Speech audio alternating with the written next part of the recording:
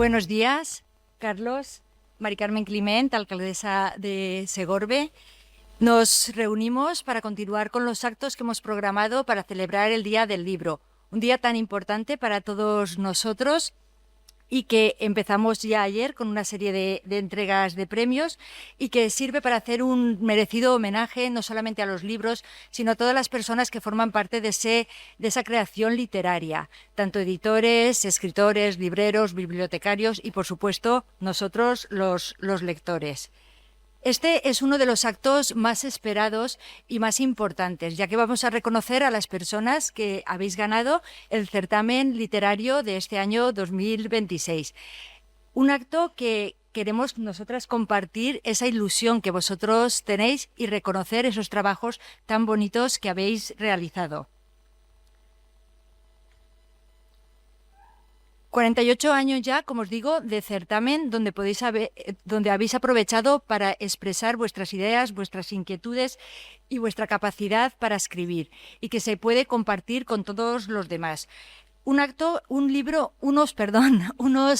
cuentos que, como sabéis, el año que viene los editaremos en un libro que os los entregaremos y que además pasarán a formar parte del fondo de la Biblioteca Municipal, también de la Agencia de Lectura de Cárrica y de todas las bibliotecas, tanto del colegio como de aula de vuestros centros de toda la comarca, ya que el certamen es, como digo, comarcal. Y todas las personas que quieran podrán cogerlos, sacarlos en préstamo y leerlos, que al final es lo que da sentido a cualquier obra, el poder ser compartida con los demás.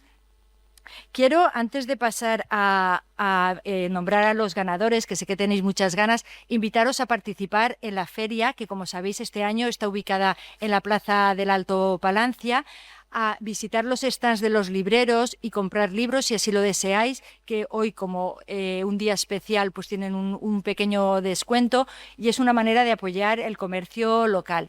También tenemos el stand donde se enseña a los más pequeños el arte que es plantar y criar bonsáis, que luego os podéis llevar de recuerdo. Tenemos por primera vez el stand del CLIA, que es un grupo de jóvenes, de niños y niñas, que son los que representan la voz de todo este colectivo de Segorbe, que siempre están en contacto con el ayuntamiento. Y esta tarde contaremos con un pasacalle para animar un poco la feria, que la verdad es que creo que es muy bonito, muy visual y muy participativo. Y terminaremos el día con la obra de teatro Yo Libro de Vicente Marco. Así que estáis todos invitados a participar en todos estos actos y también tenemos una serie de escritores que están en los stands para firmar los libros si deseáis comprar a alguno de ellos. Así que sin alargarme mucho más, le doy paso a Carlos, que leerá el acta y empezará a llamaros para conocer a los ganadores y que recibáis vuestros premios, un lote de libros, un diploma y por primera vez también una libreta personalizada que nos han hecho desde el centro ocupacional para que ahí empecéis a escribir los nuevos relatos. Venga, muchas gracias.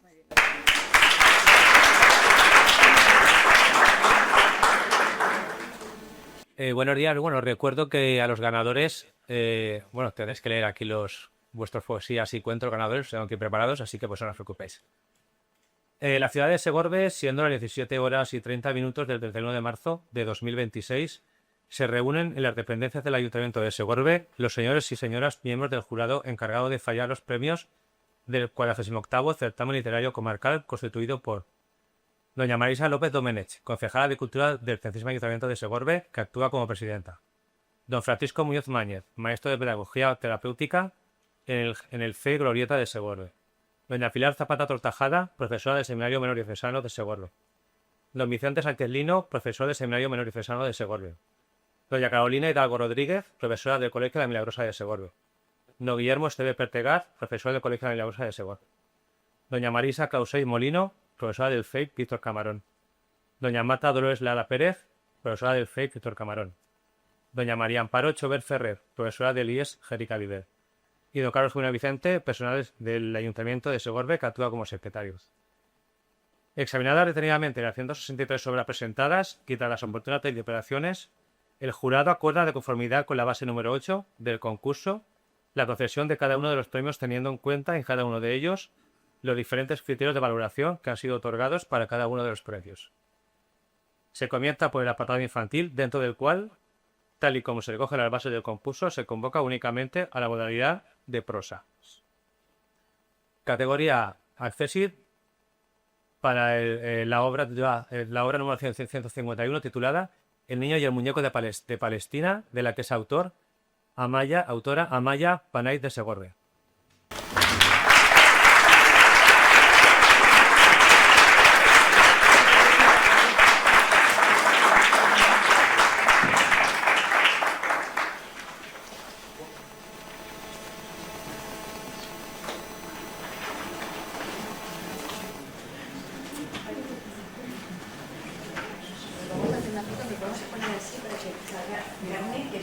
Que está convaleciente y no puede levantarse.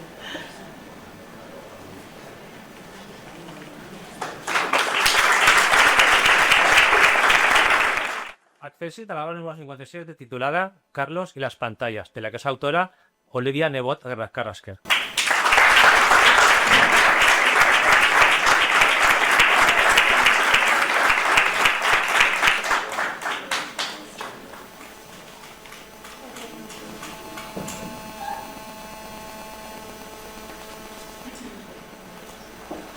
Segundo premio a la obra número 54 titulada Nunca deja de ser tú, de la que es autora Vera Job Pérez.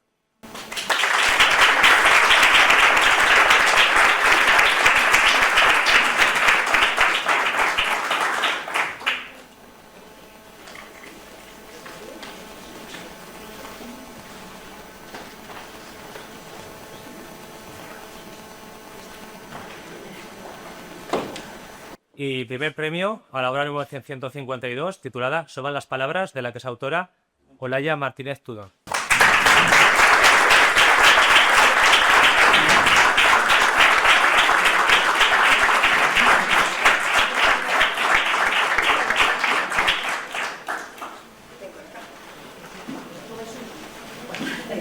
Cuatro pasos no pasa nada. Ahora que te estás subiendo y bajando más complicado. Cariño, enhorabuena.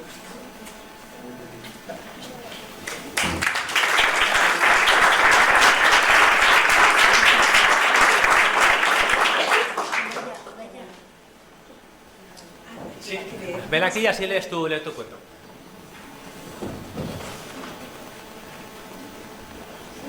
Sobran las palabras. Había una vez una niña llamada Luna que le gustaba mucho pintar e imaginar. Pero le pasaba algo. A sus 9 años todavía no había conseguido aprender a hablar, como la mayoría de los niños de su edad. Era muy buena con los demás, iba al colegio y disfrutaba jugando con sus amigos, pero aún así sus padres querían que aprendiera a hablar. Después de una larga semana de decisión, sus padres decidieron que tenía que ir a un logopeda muy bueno que les habían recomendado un montón de gente y por Google decían que era uno de los más buenos del país, especializado en enseñar a hablar a niños. Luna fue varias sesiones. Sus padres vieron que no le servía de mucho y a Luna no sabía lo que sentía. Así que seguían apuntándole a cosas, pensando que sería lo mejor para ella. Sin embargo, solo quería divertirse un poco más, pero sus padres no se daban cuenta. Un día, Luna, como era tan creativa, pensó que podría hacer un dibujo para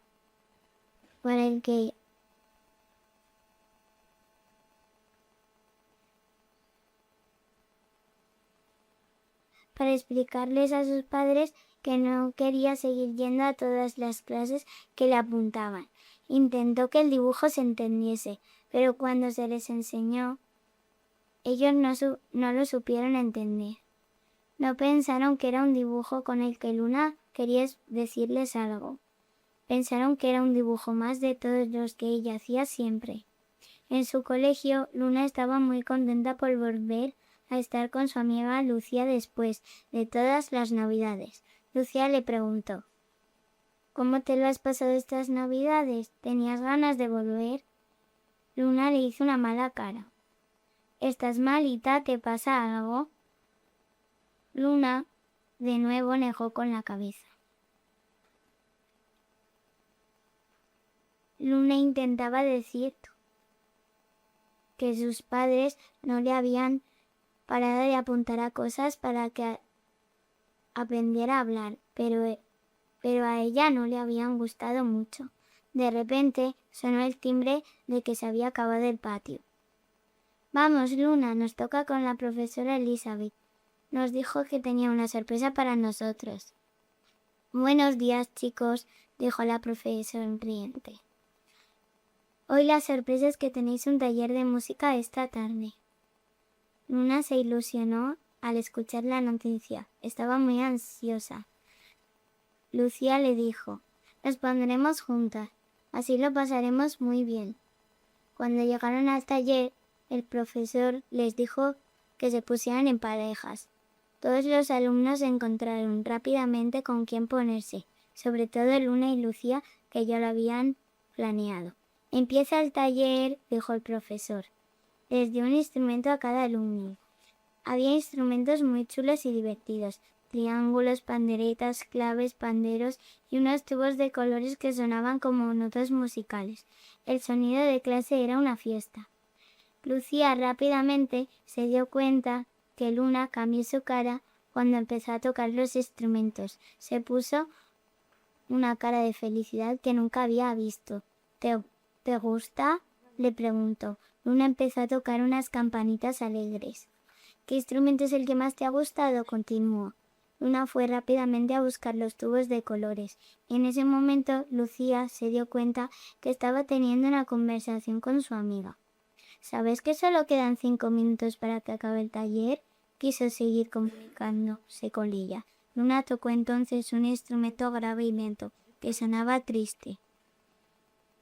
Está claro, Lucía ahora sí que sabía, seguro que estaba teniendo una conversación con su amiga. Según sus emociones y lo que quería decir. Al día siguiente, Lucía comentó a los padres de Luna lo que había pasado la tarde anterior en el taller de música. Sus padres se sorprendieron, se pusieron muy contentos, con ganas de comprobar lo que Lucía les estaba contando. Y así fue, Luna había encontrado su manera de expresarse. Por fin sus padres comprendieron cómo le gustaba aprender. Así que la apuntaron a música y Luna disfrutó mucho aprendiendo varios instrumentos que le ayudaban a comunicarse con los demás y que se lo llevaba siempre con ella a fin.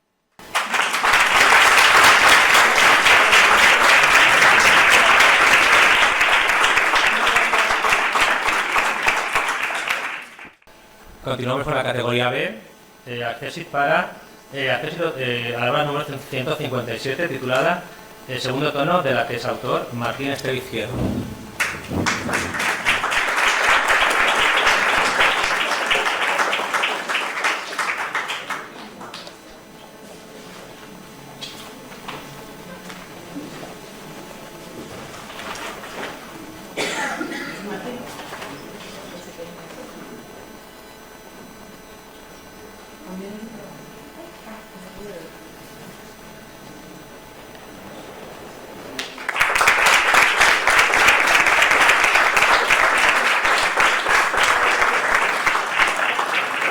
Accesit a la obra número 159, titulada Siempre a mi lado, de la que es autora Emma Warner Sánchez.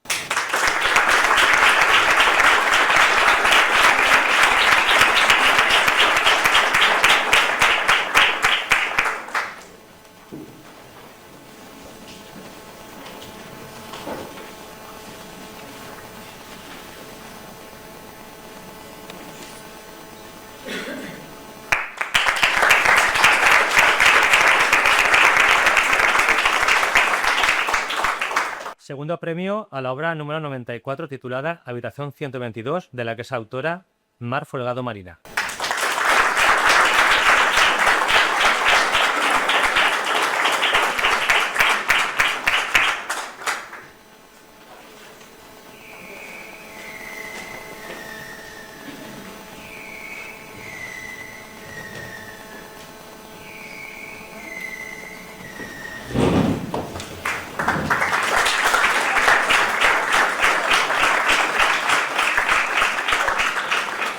Y primer premio a la obra número 100, titulada El silencio de Martina, de la que es autora Delia Romero Sales.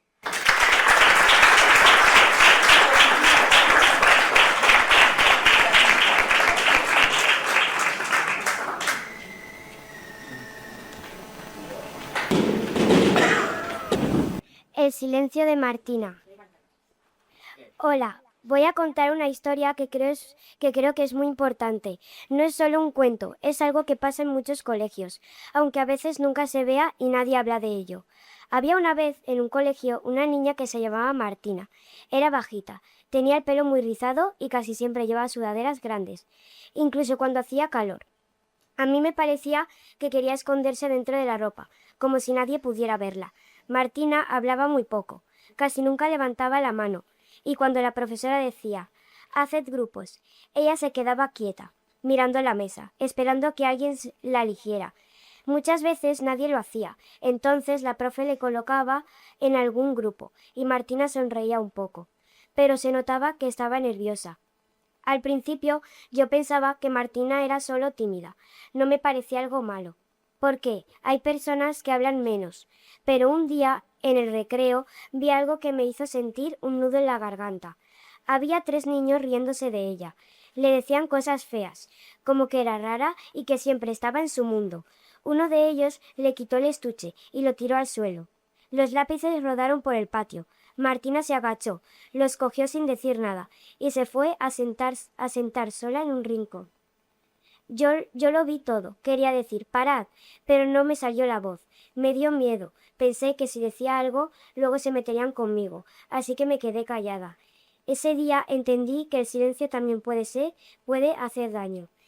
Desde entonces empecé a fijarme más en Martina. Cada día estaba más callada. Ya no dibujaba en clase de plástica, ni sonreía como antes. A veces la veía mirando por la ventana como si quisiera estar en otro sitio. Un día la profesora nos dijo que escribiéramos en un papel cómo nos sentíamos en el colegio. Dijo que pusiéramos el nombre. Cuando la profe leyó algunos papeles en voz alta hubo uno que decía «Me siento sola, aunque esté rodeada de gente. Me duele venir al cole».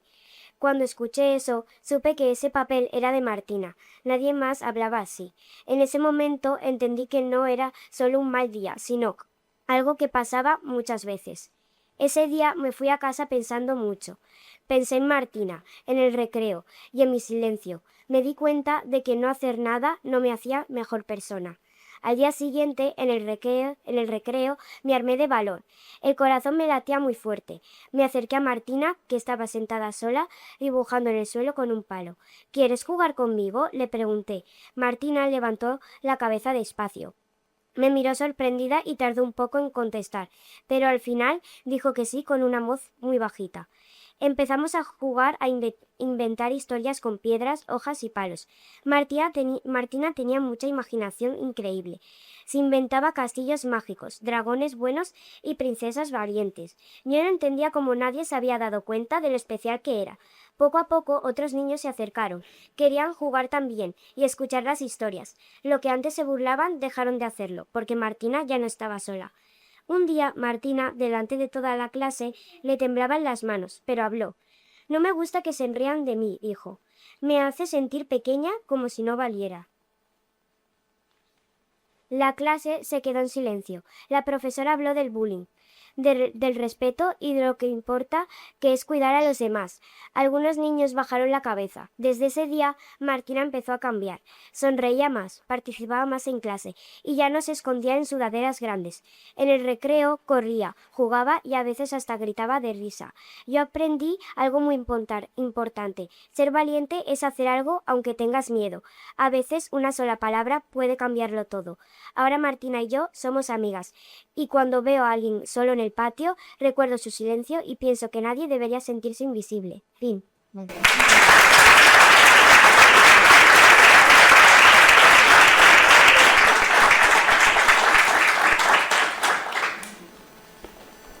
A continuación, el jurado concedió los premios correspondientes al apartado juvenil, de acuerdo con lo siguiente. Categoría A, prosa. Accessit a la obra número 116, titulada Aviso de incendio, de la que es autora Sandra Espinar Martínez.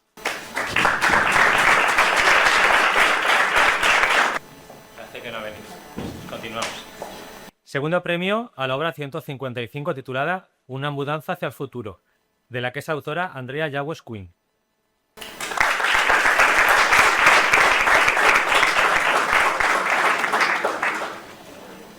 Y primer premio a la obra número 157 titulada Las costureras del cielo, de la que es autora Sofía Chenlal Amou.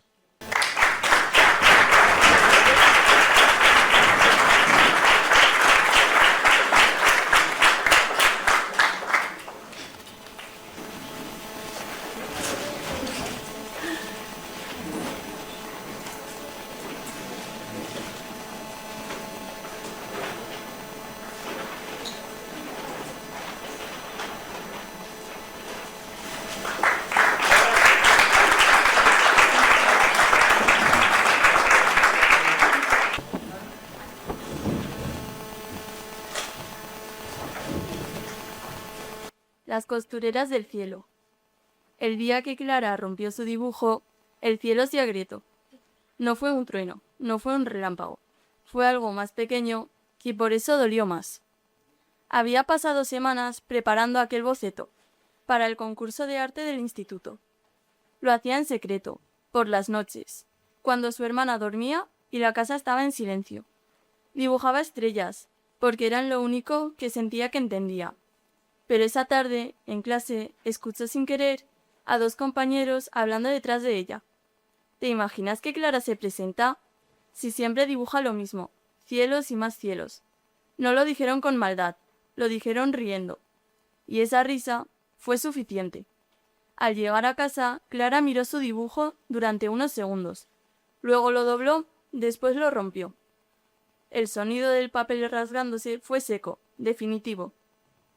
Esa noche no tenía ganas de subir al tejado, pero subió igual, porque cuando todo le pesaba, mirar las estrellas era lo único que no la juzgaba. Se sentó en la silla vieja, abrazándose las rodillas. El cielo estaba claro, demasiado claro. Y entonces lo vio. Entre dos constelaciones que conocía de memoria, había una línea fina, oscura, como una costura abierta.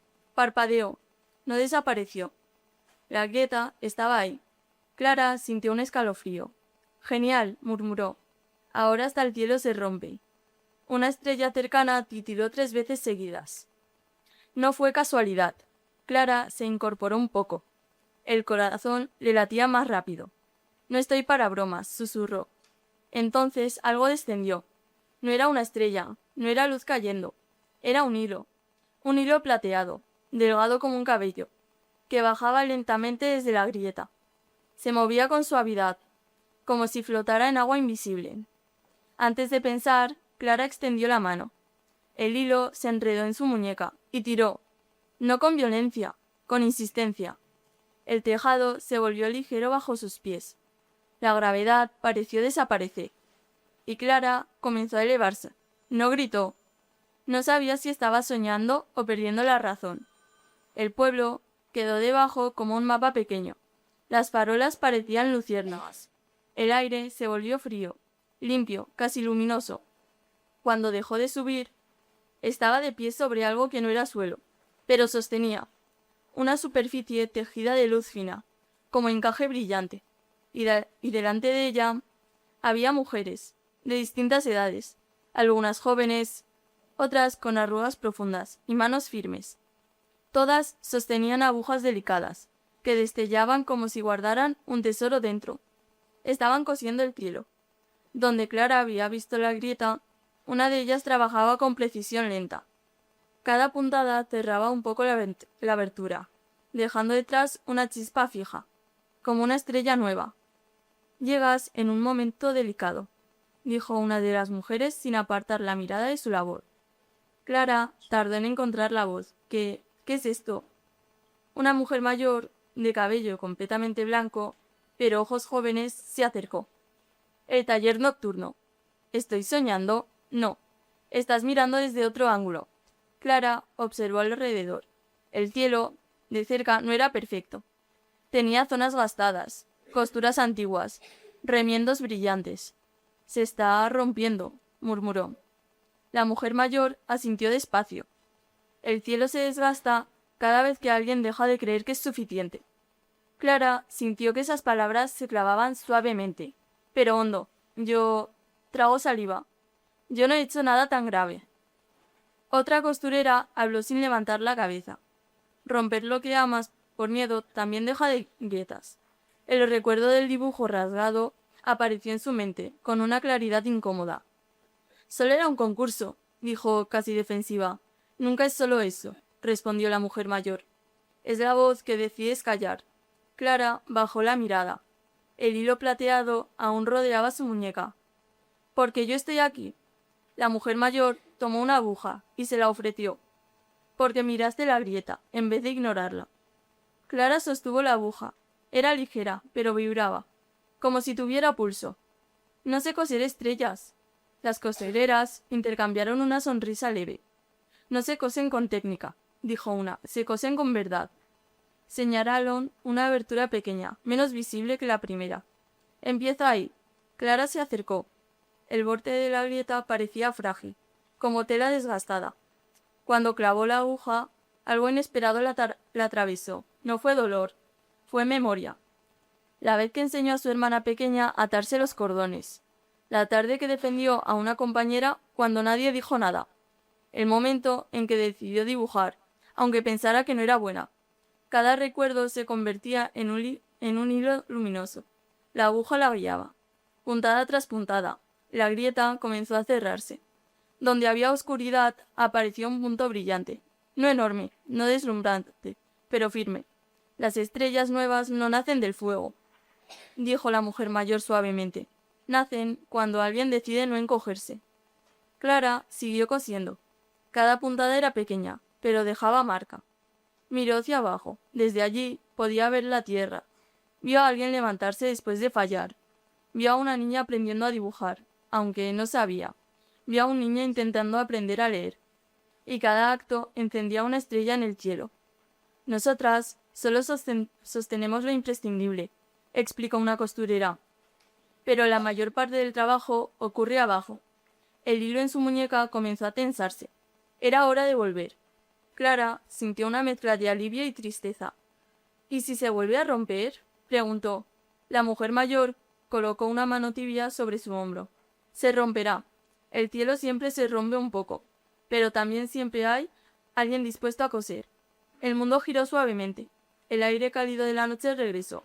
El tejado, la silla vieja. Clara estaba otra vez en casa. Durante unos segundos pensó que tal vez todo había sido imaginación. Hasta que miró el cielo. Donde antes estaba la grieta había una estrella nueva, pequeña, exactamente encima de su casa. A la mañana siguiente, Clara recogió los trozos de su dibujo, del suelo de su habitación. Los alisó lo mejor que pudo. Pegó las partes con cuidado. Las marcas seguían visibles, pero ya no le parecían vergonzosas.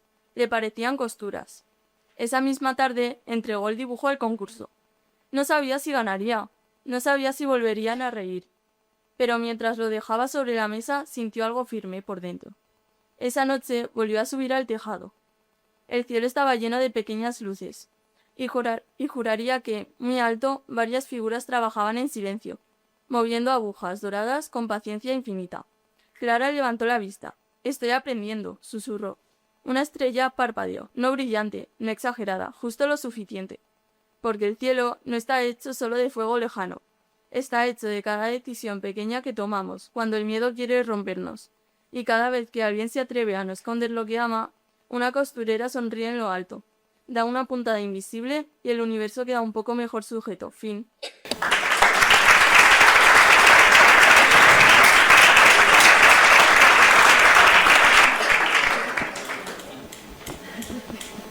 Categoría Poesía. Primer premio a la obra número 16 titulada El recreo, de la que es autor Eloy Arandiga Gómez.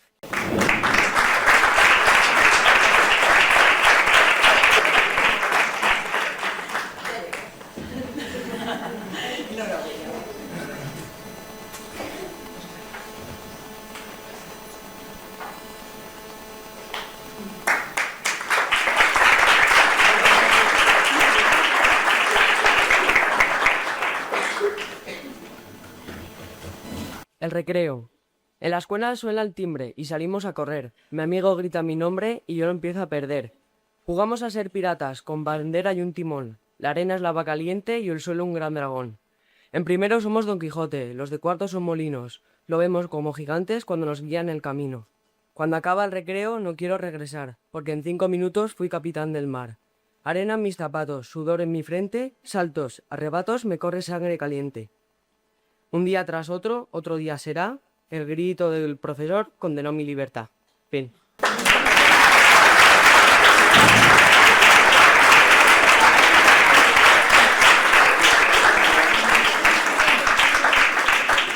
Categoría B, prosa.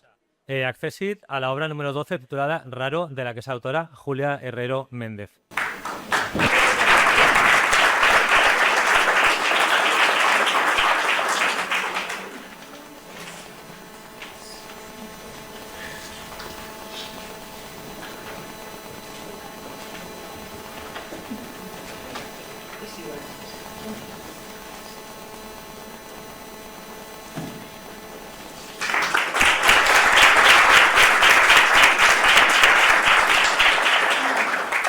Segundo premio a la obra número 10 titulada La nieta del pastelero, de la que es autora Paula Morro Colomer.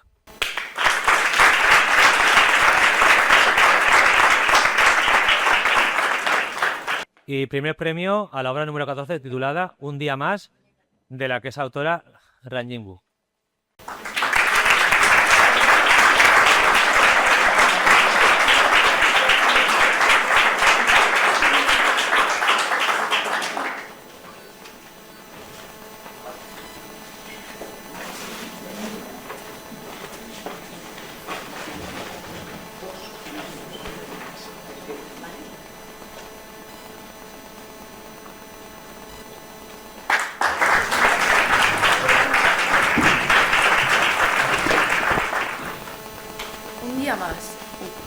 Un día más. El olor a flores inunda mi cuerpo. Camino despacio, aunque mis pies quieran correr, porque hay algo en la primavera que obliga a uno a detenerse y mirar. El sol toca mi espalda como un abrazo distraído, y el viento fresco me despeina un poco, como si me estuviera recordando que no todo en la vida se puede controlar. Río sola, porque las hojas que bailan en los árboles me parecen cómplices de mis pensamientos alocados. Los pétalos caen alrededor como confeti de algún desfile imaginario, y mientras miro cómo se mueven me doy cuenta de que la primavera tiene su propio sentido del humor. Hace calor, pero no demasiado. Hace viento, pero no lo suficiente como para arruinarme el peinado. Huele a flores, pero también a tierra mojada y a promesas olvidadas. Me acuerdo de lo que leí ayer en un libro sobre alguien que decía que la naturaleza es la mejor terapeuta. Y no sé si eso es verdad, pero seguro que es la más paciente. Paso por una floristería, llena de girasoles, margaritas, tulipanes, lirios y flores coloridas. Pienso en lo irónico que es que unas flores puedan seguir al sol sin quejarse, mientras que yo apenas puedo levantarme de la cama sin quejarme un poco. Riendo sola, otra vez, me digo, si las flores pudieran juzgar, me juzgarían por vaga. Pero luego miro cómo el sol se refleja en las hojas y pienso que quizás las flores tienen sus propias preocupaciones. Quién sabe si alguna vez se sienten inseguras de no crecer lo suficiente o de no florecer el día correcto. Cada paso que doy hace crujir la tierra húmeda. Me gusta pensar que hasta los sonidos tienen secretos guardados. Ese crujido bajo mis pies me recuerda a los libros antiguos que he leído, esos que hacen que cada palabra pese, como si el aire mismo tuviera que sostenerlo, y de repente caigo en la cuenta. La vida es un poco como esos libros. Hay páginas aburridas que quieres saltarte, otras que te golpean tan fuerte que dan ganas de cerrar el libro de un portazo, pero al final siempre hay una frase que te obliga a volver a mirar, aunque solo sea para soltar una sonrisa tonta y orgullosa. Veo a un perro corriendo tras de una pelota, y me pregunto si alguna vez los humanos corremos detrás de cosas tan simples. La pelota es un objeto inútil, lo sé, pero también es pura felicidad concentrada en una esfera que rueda y bota. Me río, porque yo también corro detrás de cosas que no tienen sentido. Likes, opiniones de gente que ni conozco, expectativas que nadie me pidió que cumpla. Pero aquí, bajo este sol, con el aire fresco que huele a césped recién cortado, todo eso parece ridículo y al mismo tiempo fácil de olvidar. Me detengo junto a un pequeño arroyo y miro cómo el agua refleja el cielo.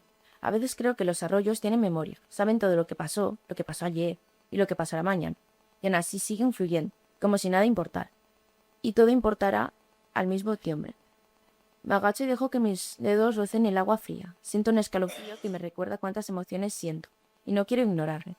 Mientras sigo caminando, los pensamientos se mezclan como libros apilados en una estantería desordenada. Recuerdo un capítulo que leí sobre un personaje que decía: la risa es la mejor mentira que podemos contarnos a nosotros mismos. Me digo si mis risas ahora son mentira o verdad.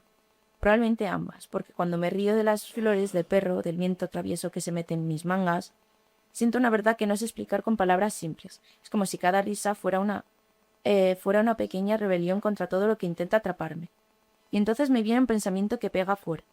La vida no se espera, la vida se pisa, se toca, se abraza y se suelta, aunque duela. Suspiro. No es un pensamiento nuevo, pero suena distinto cuando lo sientes mientras los pétalos de un árbol caen sobre tu cabeza como lluvia silenciosa. A veces creo que mi vida es un collage de esas pequeñas escenas, risas, flores, arroyos, zapatos embarrados y momentos que parecen insignificantes pero que en conjunto me hacen sentir que pertenezco a algo más grande.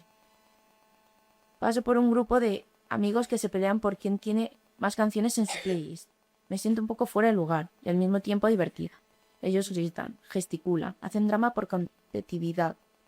Yo río en silencio y pienso que la mejor música que tengo es la que escucho en mi cabeza, con mis palabras, mis rimas tontas que nadie más entiende. Porque incluso cuando nadie está prestando atención, puedo hacer que mi mundo tenga ritmo y eso me hace sentir bien. Los árboles se inclinan hacia la verada, como si quisieran contarme algo secreto.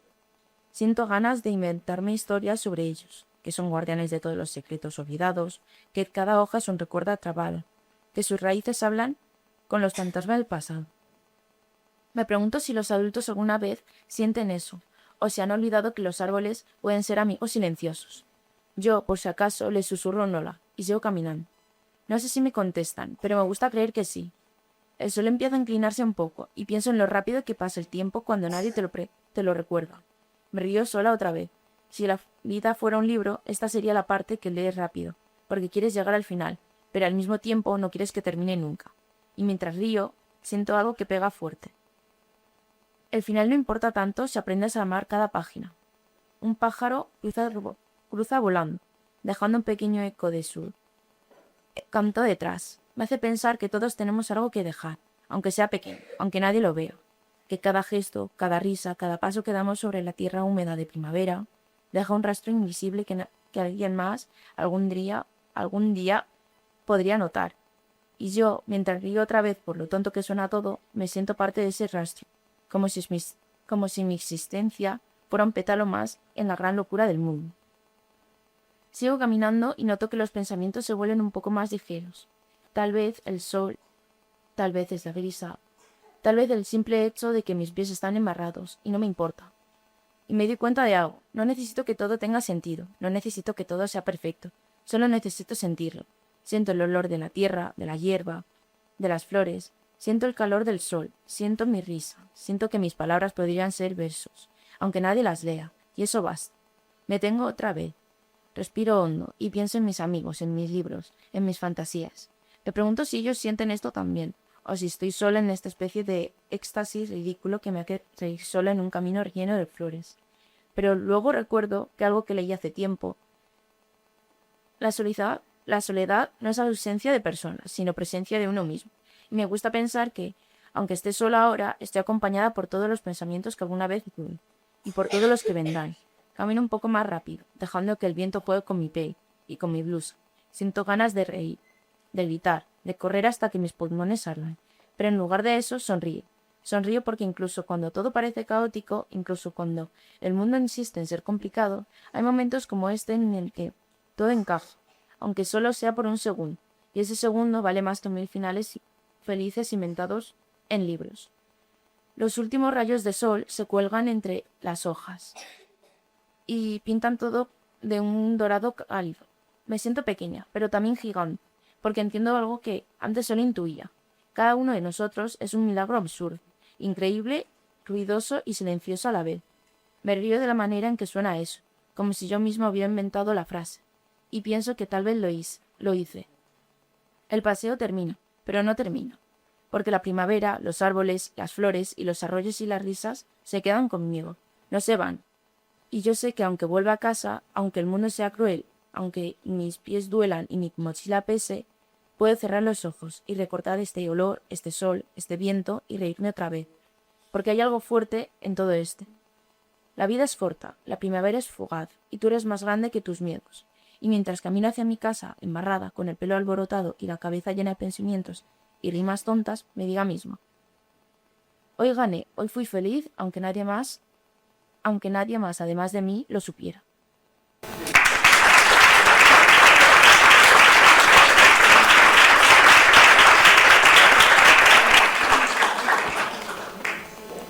Categoría B, poesía. Accessit a la obra número 124 titulada La desaparición de la luna, de la que es autora Patricia Perea Gamón.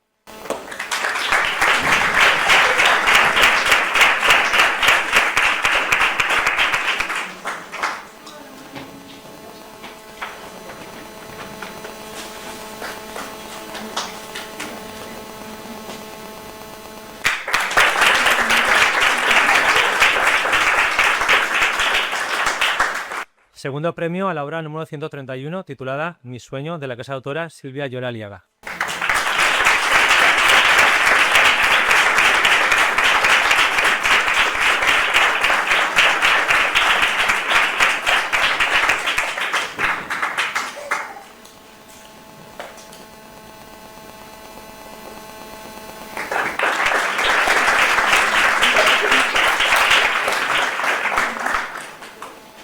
Y primer premio a la obra número 17, titulada Te quiero mamá, de la que es autora Ana Mora Ventura.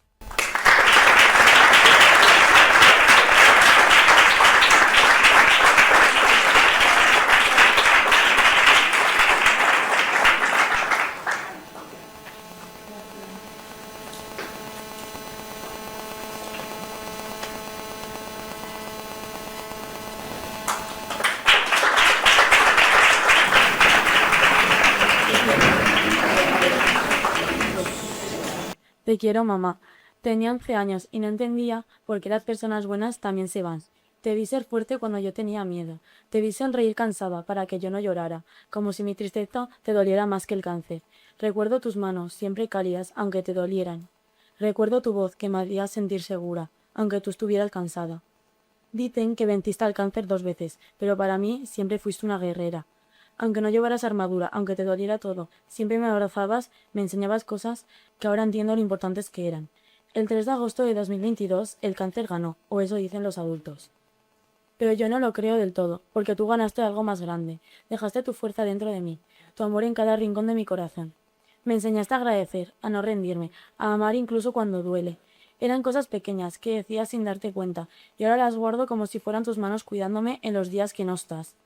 A veces me hace falta tu voz, tu abrazo, que me digas que todo va a estar bien. Tengo 14 años, mamá, y todavía te necesito, más de lo que sé decir.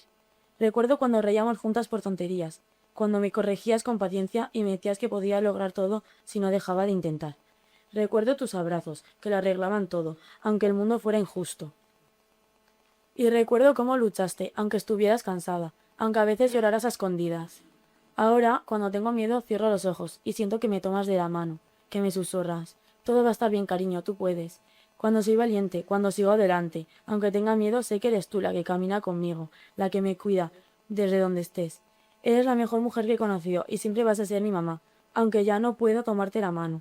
Y aunque a veces lloro porque no puedo abrazarte, sé que tu amor es más fuerte que cualquier dolor y siempre vivirás en lo que soy, en lo que hago y en lo que amo. Siempre, mamá, siempre.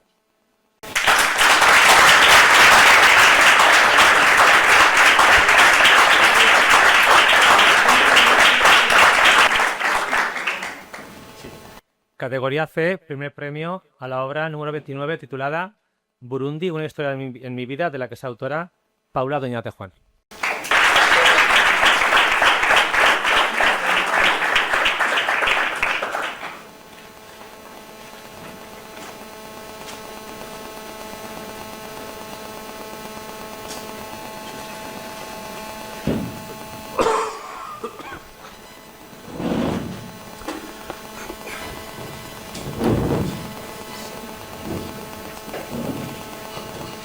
Burundi, una historia en mi vida. Me llamo Aina, tengo 29 años y me defino como una persona intrépida, observadora y luchadora por todos aquellos objetivos que me propongo. De pequeña viví rodeada de telas, hilos y agujas. Mi abuela era modista, me pasaba tardes enteras en su casa. Observaba a mi abuela y me quedaba fascinada al ver cómo a partir de un trozo de tela creaba prendas de ropa de diversos estilos y moda. Mientras ella realizaba su trabajo, yo jugaba con los retales que sobraban del recorte de los patrones. Intentaba construir algo con aquellos insignificantes trozos y me empeñaba en que mi abuela me enseñara ese fascinante mundo de la costura. Pero ella era contraria a mi empeño. Me decía que tenía que estudiar, que luchara por un futuro mejor tanto para mí como para los demás, y sobre todo que fuera una mujer independiente, y al final de esa retahíla de consejos decía: «Hija mía, el coser es muy esclavo». Le hice caso, y actualmente soy ingeniera agrónoma. Al acabar mis estudios me marché a Lyon para realizar un máster en agroalimentaria y medio rural. Después me puse a trabajar con la Agencia Francesa de Desarrollo, una ONG que realiza múltiples proyectos en países subdesarrollados. Yo me embarqué en uno de sus proyectos. El proyecto se llamaba Ciragua y consistía en implantar soluciones agroecológicas para mejorar la seguridad alimentaria. Este proyecto se llevó a cabo en uno de los países más pobres de África, Burundi, un país situado en el corazón de África Central, en la región de los Grandes Lagos. Me gustó este proyecto y me comprometí con él. Soñaba con ir a África y poder hacer algo por los habitantes de aquel país, sobre todo por las mujeres y los niños. Llegué al aeropuerto de Bujumbura, el día 29 de marzo a las 12 del mediodía. El calor era sofocante y el sol brillaba con toda su intensidad. Maggie, una persona responsable de la ONG, me estaba esperando en el aeropuerto con una especie de furgoneta, por llamar a aquella chatarrería de alguna manera. 2 horas y media después llegamos a Burundi. Me sentía muy cansada, pero el cansancio se desvaneció al ver cómo las personas se acercaban a saludarme con una sonrisa brillante. Miré a mi alrededor y no entendía cómo personas rodeadas de tanta pobreza podían sentirse tan felices. Los habitantes de Burundi son acogedores y, tal y como fui descubriendo con el tiempo, a pesar de las dificultades muestran una dignidad, alegría de vivir y hospitalidad admirables. Burundi es una tierra de suaves relieves de colinas verdes donde puedes disfrutar cada mañana de la puesta del sol sobre el lago Tangánica, el sosiego de la naturaleza. Su música resuena como el latido del corazón transmitiendo su orgullo, su cultura y su fortaleza. Me instalé en la que en los próximos 3 años iba a ser mi vivienda. Una choza que se componía de una sola habitación sin cuarto de baño. Solo una cama de paja, una pequeña mesa de madera y 2 sillas componían el escaso mobiliario. Al entrar en ella me sentí bien, porque estaba cumpliendo uno de mis sueños y sabía que tenía las fuerzas suficientes para conseguir todos mis objetivos propuestos. La tarea no iba a ser fácil, ya que el objetivo era potenciar la agricultura ecológica y, lo más importante, reducir la vulnerabilidad en aquella población. Me presentaron a Zuri Hakitimana, una mujer de 42 años dedicada toda su vida, desde que era una niña, a la agricultura. Sus técnicas agrícolas eran muy rudimentarias, tal y como le habían transmitido sus progenitores o había aprendido de sus vecinos. Zuri, al igual que otras mujeres, se quejaba del decepcionante rendimiento de su cosecha. Su cultivo de frijoles, maíz, yuca, batata y guandules no alcanzaba apenas para que comiera su familia. Además, había otro problema añadido. El río más cercano estaba a 35 metros del poblado. No es que estuviera muy lejos, pero hacer un viaje tras otro con una tinaja en la cabeza y otras 2 en cada una de las caderas era una tarea que resultaba muy agotadora al final del día. Tenía que ayudar a estas personas, y sobre todo a las mujeres, a conseguir una cosecha mucho más productiva y ecológica, y buscar una solución para hacer más accesible el agua y poder regar los cultivos con mayor facilidad. Al llegar la noche me retiré a mi cabaña. Cené un plato de ugale, consistente en pasta de maíz y de muqueque, un pescado que no había comido nunca y que tenía un sabor agradable. Después de cenar me puse a leer algunos capítulos del libro Historia de una maestra. Mientras estaba leyendo se me ocurrió que una buena solución era crear una escuela. Sí, una escuela de campo. Al otro día, nada más levantarme, reuní a todas las mujeres para explicarles cuál era mi idea y cómo la íbamos a poner en marcha. Comencé a hablarles de lo importante que era utilizar herramientas e innovaciones para poder revolucionar su forma actual de cultivar. Recuerdo la mirada de la mayoría, sus ojos bien abiertos y su cara de no entender nada. Les señalé una zona en la cual había varios baobab, que nos aportarían sombra y poder llevar mejor ese calor sofocante que se sufría en Burundi. Les indiqué que a partir de hoy esa iba a ser nuestra escuela de campo, en la cual iban a aprender nuevos métodos para el cultivo y así poder conseguir que las cosechas fueran más fructíferas. Iban a poder acceder a los mercados, vender sus productos y conseguir sus propios ingresos. Les hablé de empoderamiento. Ellas me miraban con asombro. Les transmití que era normal que ahora en este momento no entendieran nada, pero dentro de unos meses me entenderían perfectamente. Maggie y Zuri las animaron a participar en este proyecto y les transmitieron la importancia que tenía asistir día a día a esta escuela de campo. Nuestra escuela de campo comenzó al día siguiente. Me sentía nerviosa y con dudas, no tenía claro que diera respuesta. Mientras me iba acercando en mi cara, apareció una humilde sonrisa de satisfacción. Pude contar 20 mujeres y todas ellas muy jóvenes. Ahora mis nervios y no los sentía por no tener respuesta. Mi nerviosismo era porque no quería defraudarlas. Comencé con formación práctica sobre manejo de cultivos y conservación del suelo. A medida que pasaban los días, cada vez más mujeres acudían a nuestra escuela de campo. Todas querían aprender técnicas de cultivo nuevas que les facilitaran su trabajo. Aprendían a sembrar en hileras, a poder seleccionar las semillas de mejor calidad y a manejar el suelo guiándose por las curvas de nivel y aplicar prácticas agroforestales que reducen la erosión del suelo mediante la combinación de árboles, arbustos, cultivo y ganado. Entendieron que era importante mejorar el suelo, aprovechar la infiltración del agua y reducir la velocidad del viento. Era muy curioso y sorprendente. Mujeres que no habían ido nunca a la escuela, la fuerza de interés y compromiso que derrochaban todas ellas. Cada día las veía más ilusionadas y lo mejor de todo, ponían a la práctica todo lo aprendido en sus tierras cultivadas. Una mañana se me acercaron Nia y Amara y me trasladaron un tema que les preocupaba. Me indicaron que Burundi estaba entrando en una época de mucho calor y a su vez de sequía. Me recordaron que el río no estaba cerca y que se hacía pesado realizar continuos viajes hacia él para poder transportar un poco de agua para poder regar los cultivos. Recordé un proyecto que se llevó a cabo en Mozambique, que consistía en reciclar bicicletas y crear bicibombas. Tenía que ponerme en contacto rápidamente con Francia, sobre todo con mi ONG. Había que conseguir el mayor número posible de bicicletas en desuso para su reciclado. Pierre, el máximo responsable de la Agencia de Desarrollo francesa, me escuchó atentamente y le gustó la idea. Pero apareció un nuevo problema, ya que había que transformar las bicicletas y necesitábamos alguna persona que entendiera de mecánica. Maggie me puso en contacto con Zadok, un experto en mecánica que arreglaba vehículos motorizados. Al cabo de 2 semanas recibimos una docena de bicicletas, pero con ellas también venía Rubén, un joven estudiante de mecánica que cuando escuchó el proyecto quiso venir para ayudarnos con nuestras bicis bomba. Con este método no solo solucionamos el tener más cerca el agua para regar las cosechas, sino que se empezaron a producir otros cultivos más variados. Nuestro proyecto empezó a crecer cada día más. Empezó a haber excedente en la producción. A Rubén se le ocurrió que tenían que crear una cooperativa. Las mujeres de Burundi crearon la primera cooperativa rural, Turwanyukubene, que quiere decir superar la pobreza todas unidas. El tiempo pasa muy deprisa y llegó un momento duro. Mis 3 años habían terminado y tenía que volver al mundo occidental. Me marchaba con mucha pena porque dejaba una tierra que me había conquistado. Dejaba unas personas que me habían transformado y sobre todo que me habían hecho crecer y apreciar lo que realmente era lo más importante.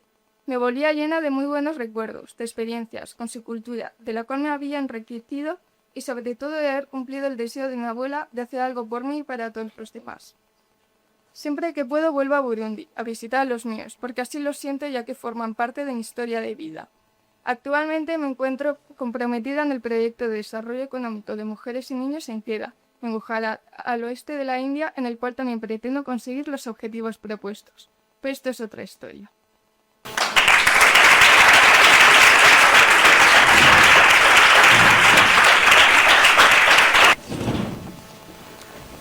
A continuación, el jurado concedió los premios correspondientes al apartado adultos de acuerdo con lo siguiente.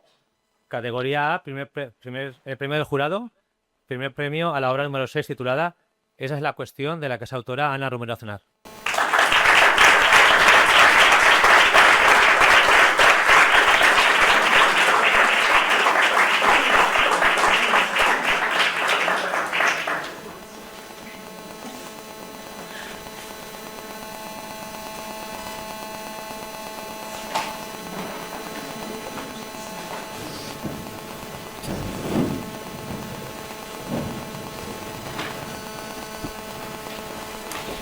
Esa es la cuestión.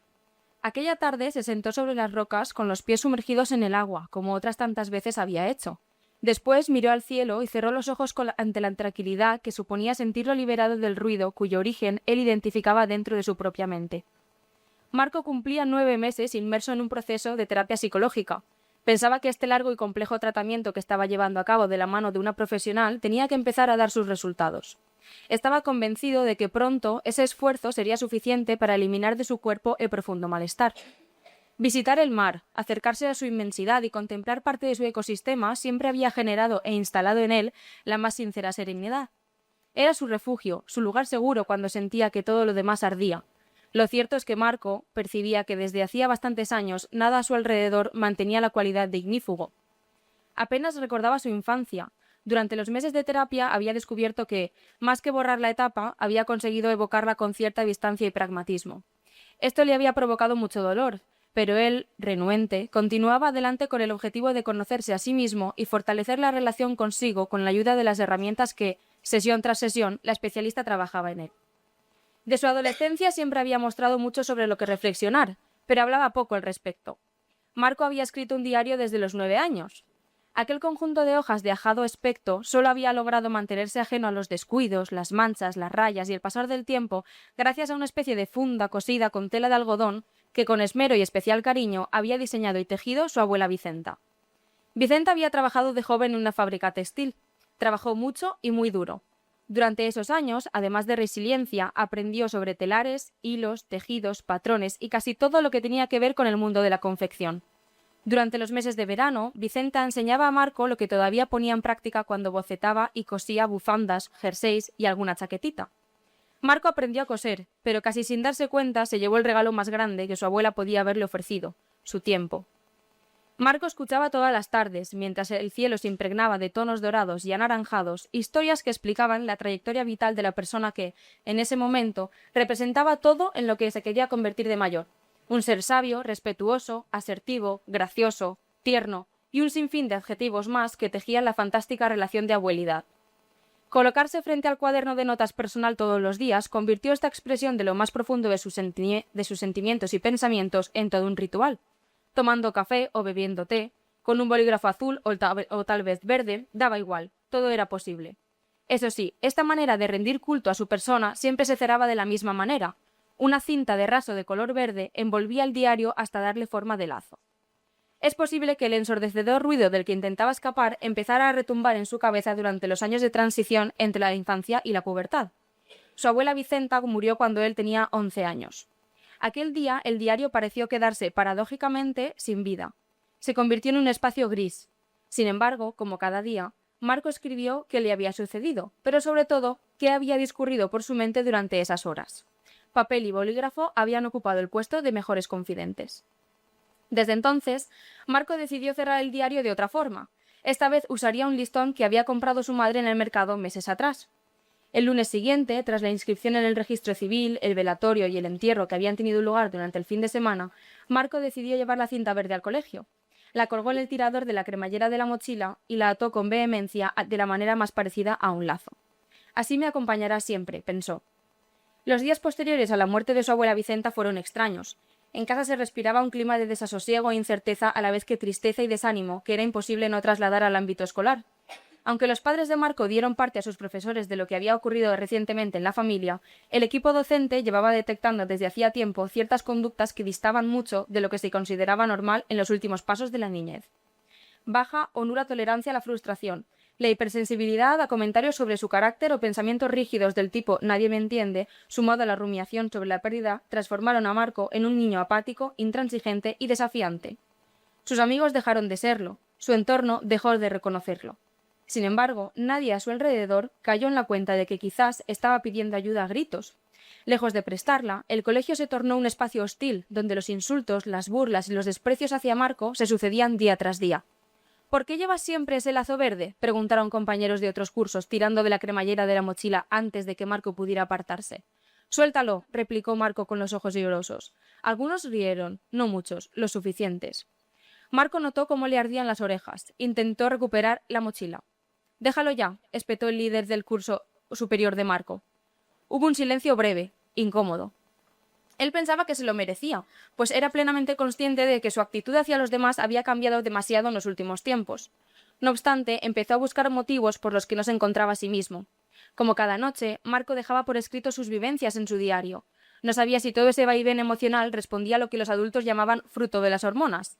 Tampoco conocía el significado completo de la palabra duelo. Fue complicado identificar qué era lo que durante tanto tiempo lo había mantenido huidizo e insolente.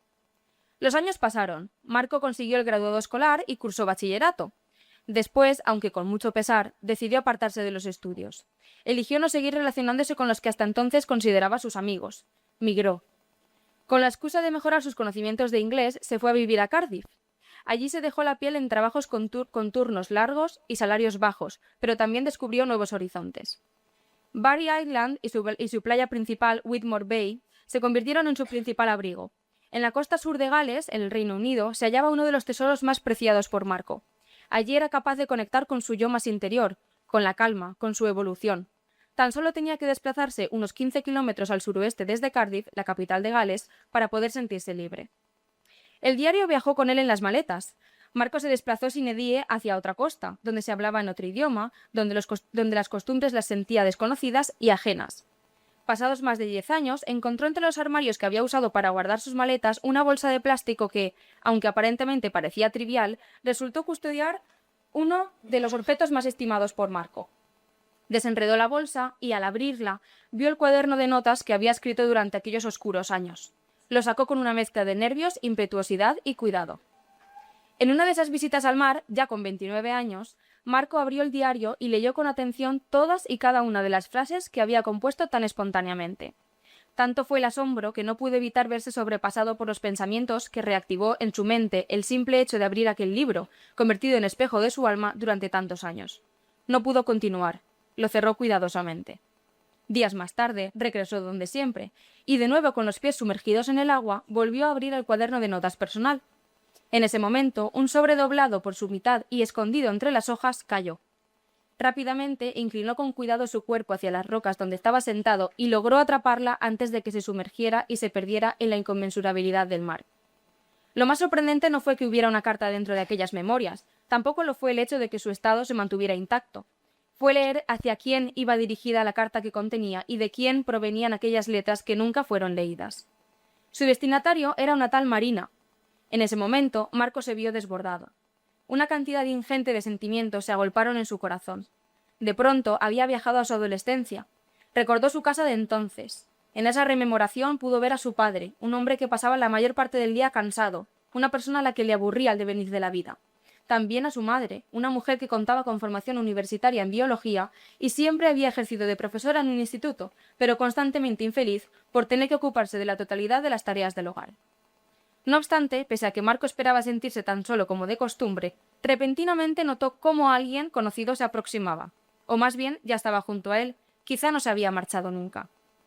Comenzó a leer, aunque con poca atención y de forma diagonal, las frases que formaban el texto que podía devolverlo a la casilla de salida en su proceso terapéutico, ya considerado casi finalizado. Lo primero que vio fue la firma de su abuela. Lo siguiente fue chocarse con un te quiero escrito de su puño y letra. En ese momento, un torbellino de emociones lo trasladó mentalmente hasta los años en el instituto. Prosiguió leyendo. Hola, cariño. Sé que leerás esta carta cuando yo ya no esté, porque intuyo que pronto dejarás de escribir en este cuaderno, y conociéndote, posiblemente no lo vuelvas a abrir hasta que te sientas listo para revivir lo de estos años. Quiero que sepas que sigo acompañándote en cada paso de tu vida. Espero que hayas logrado serte fiel. Vida hay una y ya ves lo rápido que pasa. Te quiero. Los primeros minutos tras la lectura fueron de auténtica agonía. Un nudo gigante y pesadísimo se generó en su barriga. Sabía a qué se refería su abuela, pero no quería reconocerlo.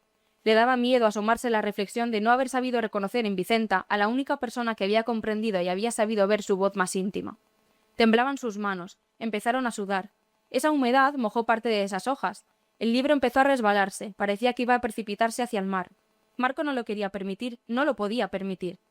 Ese era el elemento que describía de manera más fidedigna los inicios de aquel insoportable ruido interior que lo llevó a adentrarse en un tratamiento psicoterapéutico.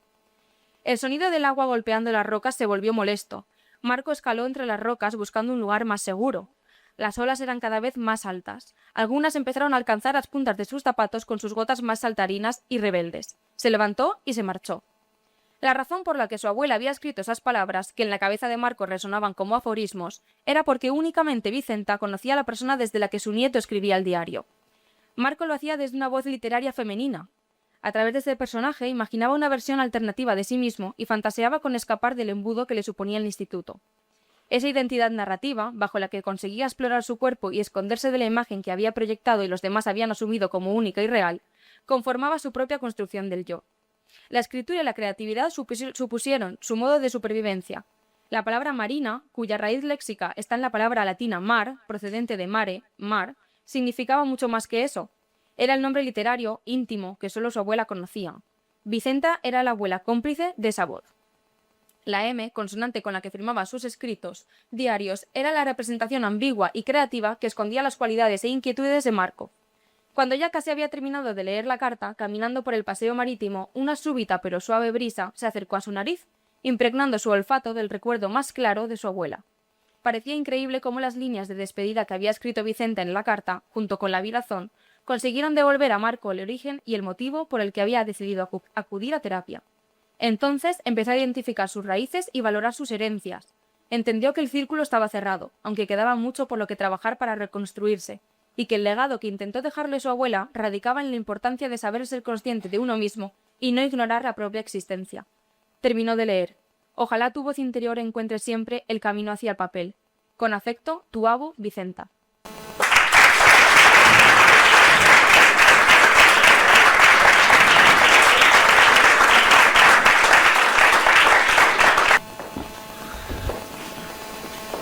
En la categoría B, premio del jurado, a la obra número 5 titulada Retazos en blanco y negro, de la que es autora Santa Jimeno Mata.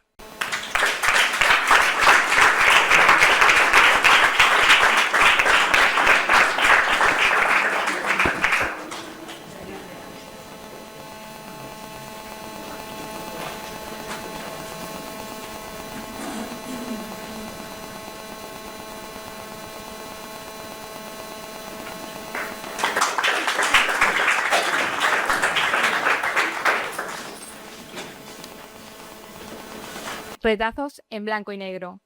Aquella tarde se sentó sobre las rocas con los pies sumergidos en el agua, como otras tantas veces había hecho. Después miró al cielo y cerró los ojos ante la tranquilidad que suponía sentirlo liberado del ruido de la gran ciudad donde vivía actualmente. Volver al pueblo siempre le traía recuerdos de su niñez. Su mente volvió a esos momentos donde tan feliz fue, aunque es ahora cuando lo sabía realmente. El tío Chato fue el primero en tener un televisor.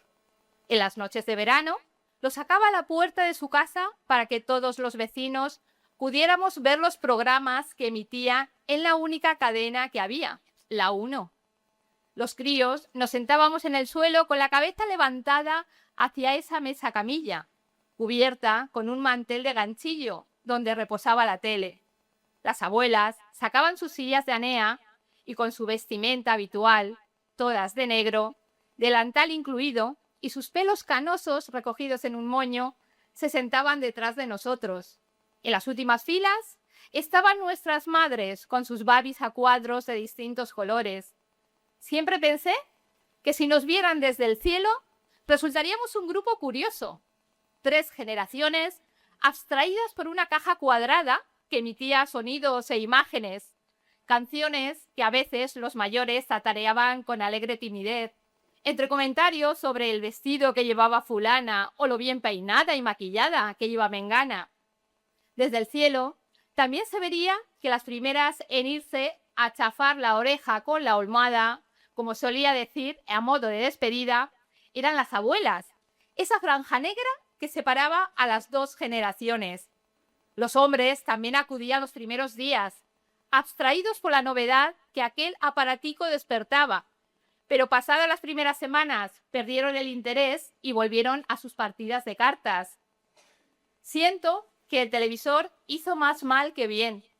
Al principio solo había uno, pero cuando el resto de vecinos ahorraron lo suficiente para tener el suyo propio, cada vez eran menos los que salían a tomar la fresca y charlar con los demás, mientras los críos aprovechábamos el silencio de la noche para continuar con nuestras correrías y juegos nocturnos.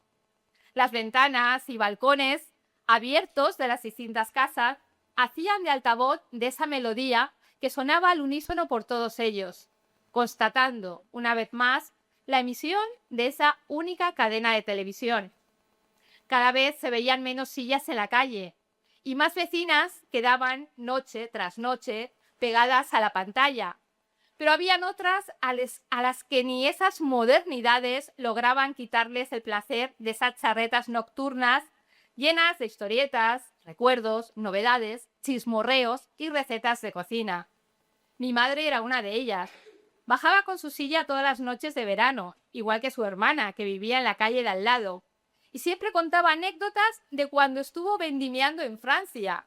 Incluso decía algunas frases en francés, ante el asombro de las demás tertulianas, que sin haber salido nunca del país, como mucho aquel viaje de novios a Barcelona, envidiaban secretamente el hecho de que hablara un idioma extranjero. También presumía de la buena paga que le había quedado gracias a esos años de sufrimiento. Y eso también lo envidiaban algunas vecinas, sobre todo aquellas que vivían del exiguo jornal de sus maridos. La Vallesa, una eterna solterona de edad desconocida y desbordante alegría, su cuñada y su sobrina también eran habituales de aquellas noches a la fresca, igual que Amparo, la muda. Hablaba con una voz que recordaba al pato Donald, pero se hacía entender y podía llevar una conversación decente con las demás. Nunca me quedó claro si era solo muda o también sorda, porque cuando las demás se dirigían a ella, vocalizaban mucho y gesticulaban aún más. Supongo que les leía los labios. Poco antes de que la noche llegara a su fin, la chavalería nos sentábamos en el suelo a escuchar los últimos dimes y diretes del grupo de mujeres. Era el momento perfecto para contarnos un cuento o una historia real o inventada que escuchábamos con auténtico placer.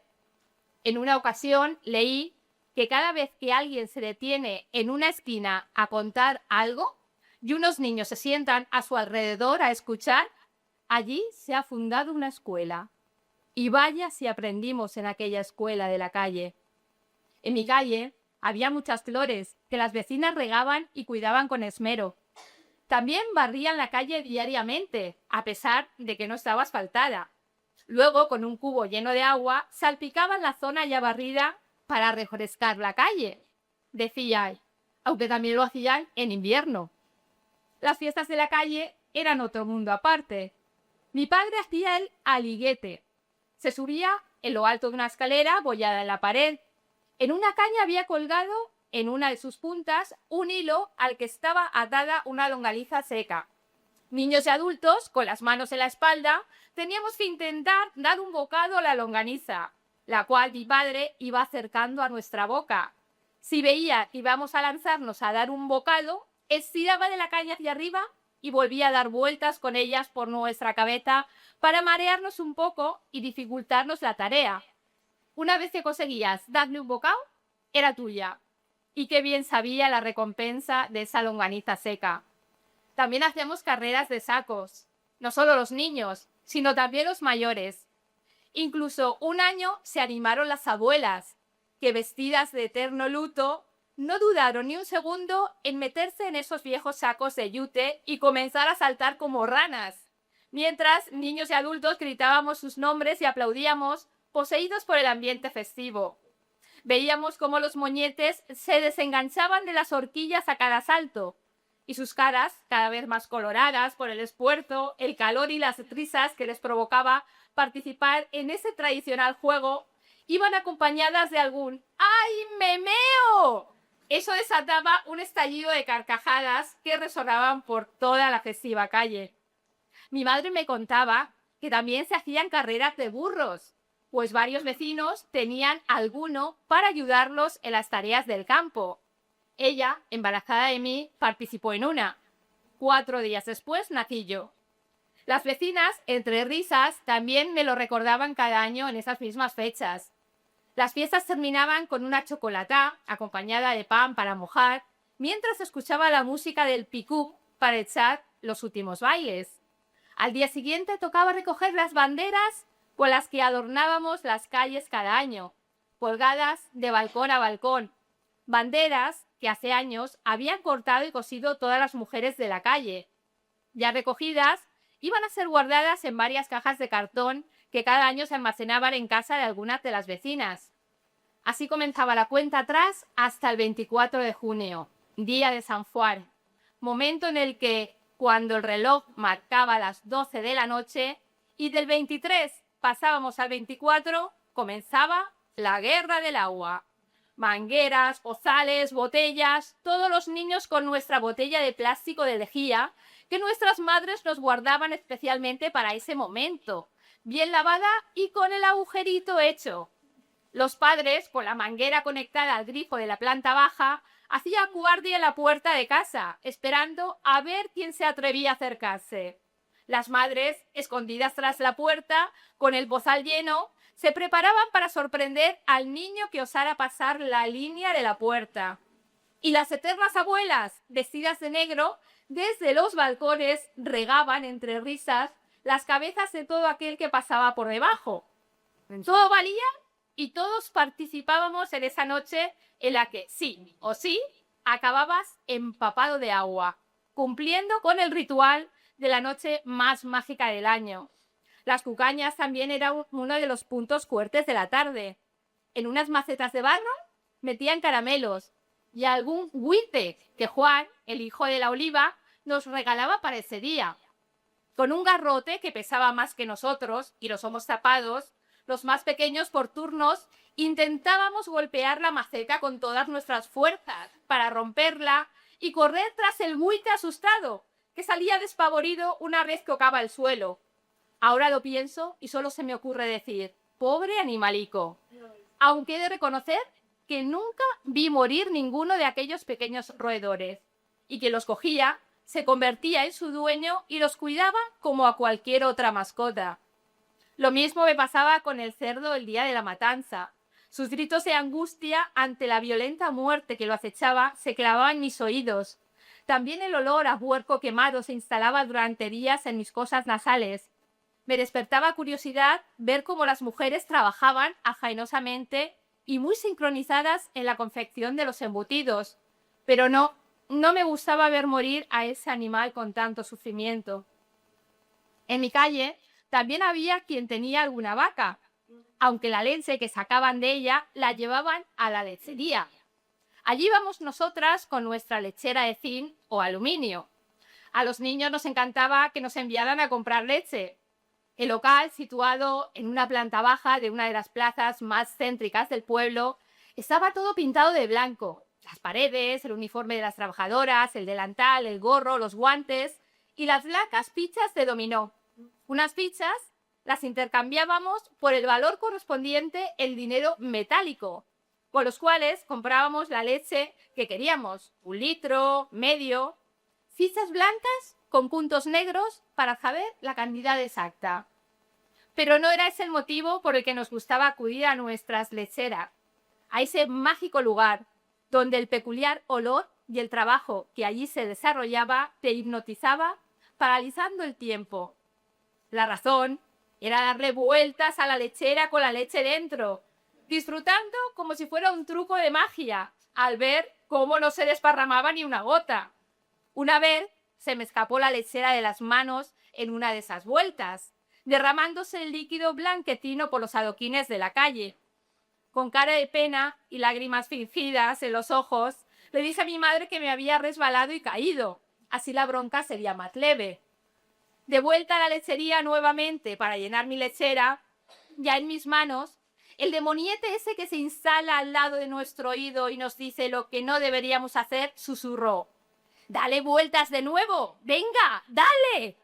Y eso hice. En ese momento, mi brazo golpeó a un señor que pasaba por detrás y supe que esta vez ni la mejor de las excusas me libraba del merecido castigo que me iba a caer. ¿Pero has dejado un huevo?, me preguntaba mi madre. Claro que lo dejaba. Una y 1000 veces me recordaba que cuando fuera al corral a recoger los huevos que ponía la gallina, tenía que dejar uno. Si no, la gallina no pondría más. Nunca supe por qué. Me gustaba ir a coger los huevos de las gallinas hasta que vino el gallo. No recuerdo quién lo trajo ni cuándo apareció. Solo que un día, al abrir la puerta del corral, con mi cestita para meter los huevos, un pollo saltó sobre mí y comenzó a darme picotazos. Logré quitármelo de encima y salí corriendo como alma que persigue el diablo. Ese día conocí a nuestro gallo salvaje. Y a partir de entonces, la escoba se venía conmigo al corral para liarme a escobazos con el gallo en caso de que se le cruzara la neurona, lo que ocurría a menudo e intentaba atacarme. Mi calle no tenía salida, o sí, según cómo lo mires. Al fondo de la calle había una puerta que daba a un oscuro túnel de unos 20 metros. Este te llevaba hasta el horno de leña de Valentín. Si cruzabas el horno, llegabas a la pequeña tienda donde su mujer, Maruja, vendía el pan, las pastas, recogía las cazuelas de arroz o las calabazas que las mujeres le llevaban para que Valentín las metiera en su gran horno. Y allí, al otro lado de la tienda, estaba la puerta principal que daba a otra calle. Puerta por la que entraba todo el mundo, excepto los vecinos de mi calle que teníamos el privilegio de tener acceso por la parte trasera. El oscuro túnel era aprovechado por los niños más mayores para darnos sustos a los más pequeños. Pero eso no nos detenía para entrar en él y disfrutar del olor a pastas recién hechas que se propagaba por toda la zona.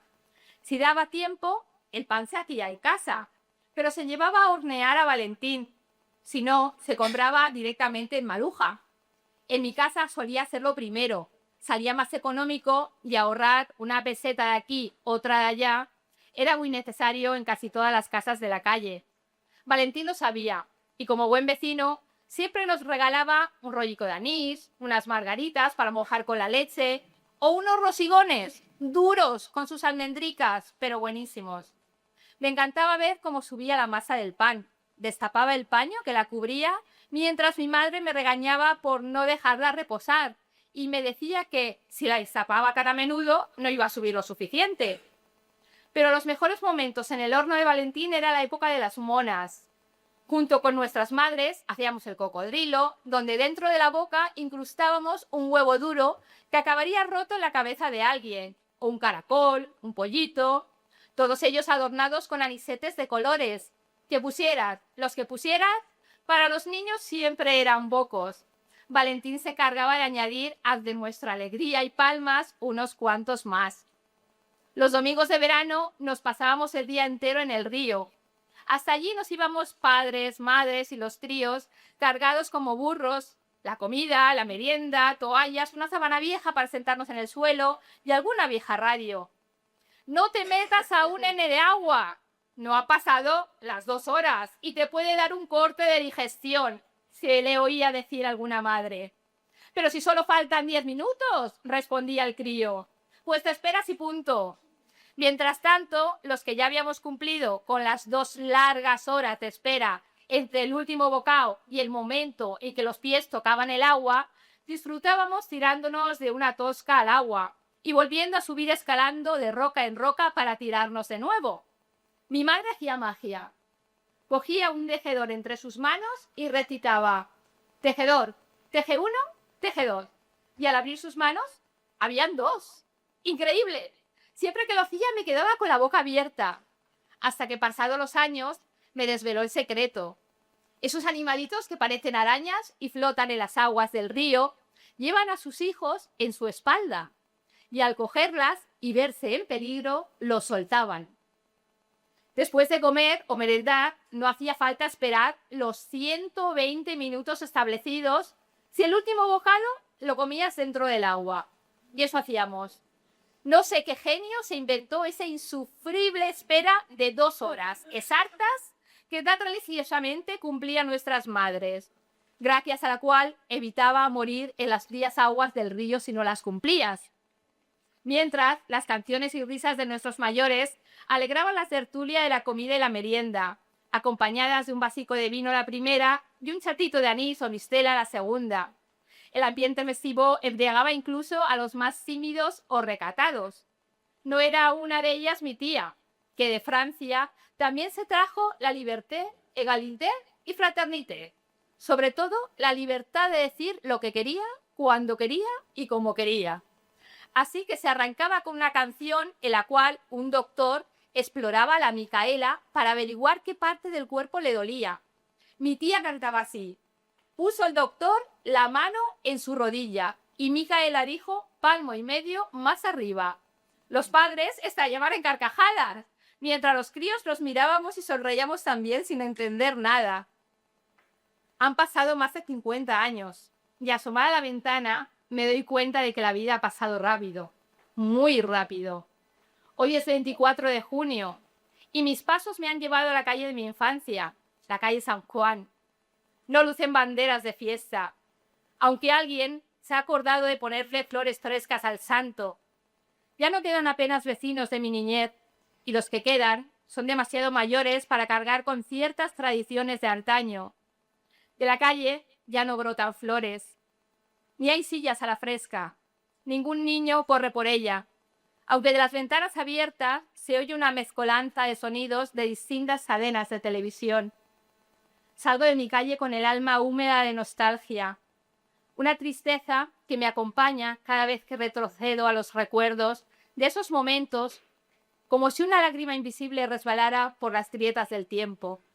La puerta del fondo de la calle se tapió una vez que Valentín y Maruja se jubilaron. El asfalto mató a las flores. Las televisiones a la tertulia a la fresca. Los paquetes de leche a las lecheras. Las cocheras a las porrales con vacas, cerdos, gallinas y el gallo salvaje. Y el color ha borrado esos retazos en blanco y negro de mi niñez.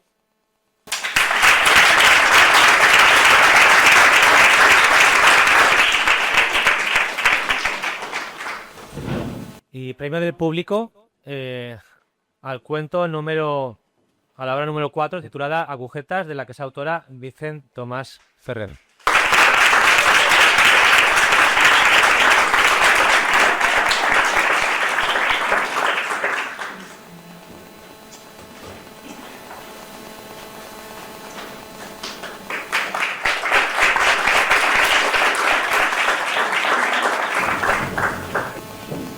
Bueno, y después de esto, pues ¿quién lee, no? Después de lo que nos hemos divertido con todos los cuentos y todas las historias.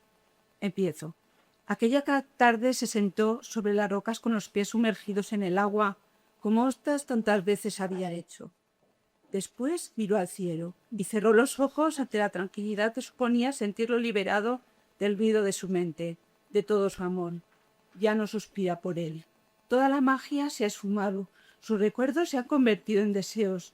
Ya todo ha dejado de ser igual. Como cuando cambias los armarios con la ropa de invierno, la de verano no la quieres ni ver. Ni como desea otear a quien no quiere como quiere que le quiera. Se ha desvanecido su lista de ojalá en el calendario. Su mirada ya no se centra en ella precisamente. El paso de los días y las noches han angostado su relación. No puede seguir creyendo en sus promesas de antaño. Ni quiere hacerlo.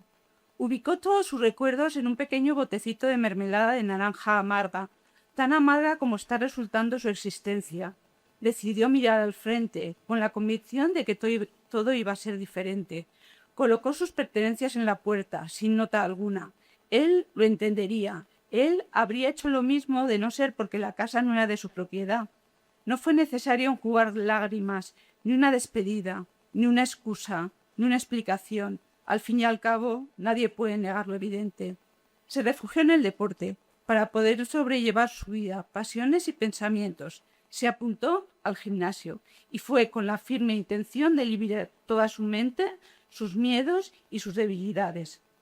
El primer día pensó en no volver jamás. Una clase de spinning le resultó tal suplicio que prometió no torturarse de aquella manera. Le dolían hasta las pestañas cuando bajó de aquella bicicleta estática. La música mero estruendo, el ritmo de los asistentes a la clase cardíaco. Llegó a plantearse que aquello no la iba a liberar de nada ni de nadie. Regresó a casa hundida en la miseria y sumida en el silencio. Imaginó que su intento había sido fallido. Todos sus esfuerzos barajados en el gimnasio y aquella experiencia no podía haber sido peor que la peor de las pesadillas. Le hizo la cena a sus hijos. No podía hacer más. Recogió la cocina y se tumbó. Pensó que jamás había caído en los brazos de Morfeo tan rápidamente. Pasaron todas las horas de la noche. El reloj del campanario debió tañerlas todas, incluso los cuartos. Su cuerpo permanecía ajeno a todo aquello. Sonó el despertador. Alargó el brazo para que volviera a importunarle 10 minutos después, y así lo hizo hasta en 2 ocasiones. Al final decidió levantarse para ir preparando desayunos, almuerzos, un café intenso para paliar el final del sueño. Sin embargo, su cuerpo permanecía inerte. Se sentía anquilosada en la cama, sus piernas incapaces de moverse. Ni un movimiento era capaz de articular. ¿Debía llamar al 112? ¿Intentar saltar de la cama y reptando por la casa? En su cabeza se arremolinaron una serie de cómo prepararía la cafetera, cómo sacaría los bocadillos, cómo... ¿Y llamarle a él? ¿Para qué? ¿Por qué? ¿Con qué excusa? La cabeza se le llenó de respuestas, pero sus piernas le impedían ejecutarlas. Al final se armó de valor. Salió reptando de la cama. Le pesaban las piernas y le dolían. Logró sentarse en la silla del estudio y recorrió con ayuda de sus ruedas toda la casa. Lo preparó todo para sus hijos y llamó al trabajo para informar de que ese día no asistiría. Al fin y al cabo había asistido puntualmente a la oficina sin perder ni una hora de su tiempo. Me llamó, me lo contó todo, lo sucedido, y llegué a su casa lo antes posible. Me abrió la puerta y me encontró tan o más preocupada de lo que ella se sentía. Le miré a los ojos y le pregunté si lo había vuelto a hacer. Con lágrimas en los ojos suspiró que no lo volvería a hacer. Menuda tragedia, sus hijos tan pequeños, tan dependientes de ella. No, ahora se había planteado la vida de otra manera. Preparó café, conversamos durante un rato, me lo contó todo. Lo de que ella no podía con él, con sus mentiras, con su perilla, con sus ronquidos, con nada. Me contó lo del gimnasio y lo de la clase de spinning, lo de la invalidez momentánea de sus piernas. Permanecí en silencio durante un par de eternos minutos, entonces dije... Tranquilízate, serán agujetas. Suele suceder cuando de repente pones tu cuerpo a intentar esas revoluciones. Hacemos prácticas de deporte y eso es normal. Ella, sumida en la perplejidad, me espetó. ¿Qué son agujetas? ¿Que no puedo caminar por culpa de una sesión de gimnasio? ¿Que mi invalidez es eventual? ¿Que...? No podía más que alterarse por su soberana estupidez, por unas meras agujetas que habían paralizado incluso su estado de WhatsApp. ¿Cómo podría cambiar de tema sin que yo me percatase de su supremo cabreo consigo misma? Pensó, pero no encontraba, por más que revolvió en los recovecos de su cerebro, conversación alguna.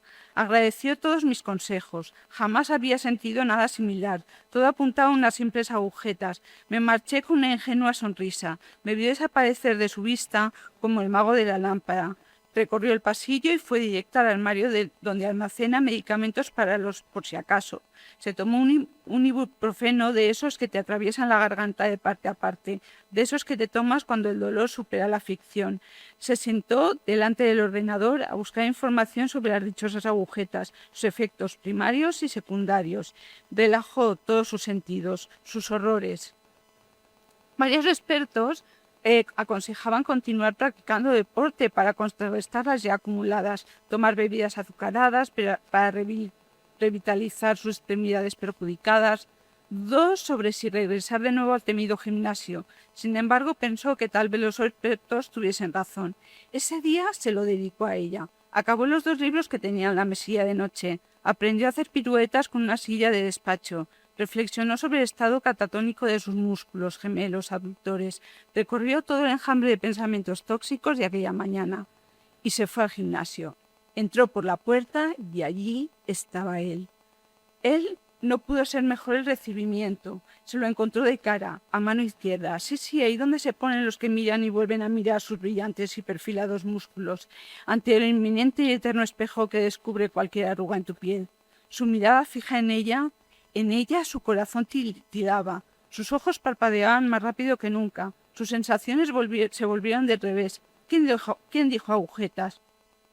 Se cambió en el vestuario, bajó a la sala de spinning para recuperar sus débiles piernas del día anterior, pero esa tarde no había clase de body pump, una sesión de esas en las que la gente se coloca una barra repleta de pesas de diferentes colores, pesos y tamaños. Ella cogió una barra, se agenció una pesa de 1 kilo para cada extremo, así podría seguir la clase sin fracaso ninguno.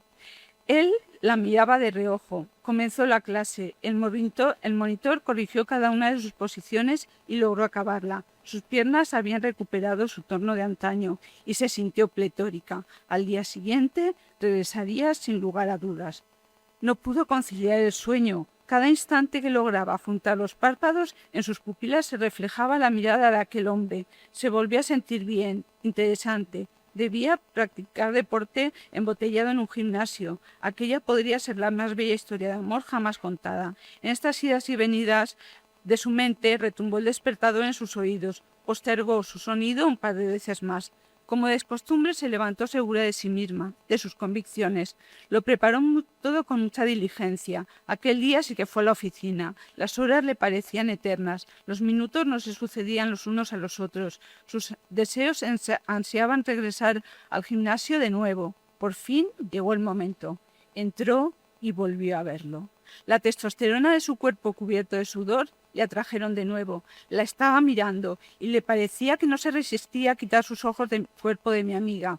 Ella se sentía libre, caminaba entre las nubes, sus palpitaciones se aceleraban y las mariposas de su estómago revoloteaban sin rumbo alguno, o tal vez sí. Abrió su taquilla, cogió las zapatillas de spinning, las había adquirido en una página web de segunda mano, aquellas zapatillas que habían abierto el camino hacia la práctica del deporte y habían allanado el camino a su corazón.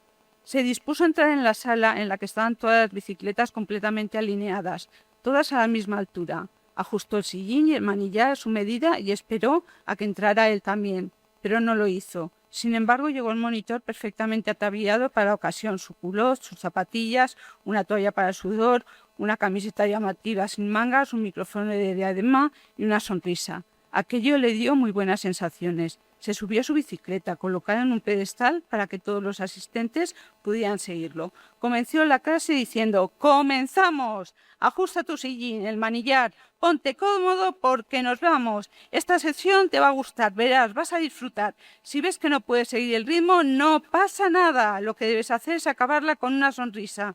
Nuestro recorrido empieza ya. Lo importante no es venir, es volver la próxima clase». «Ok», contestó ella para el cuello de su camiseta.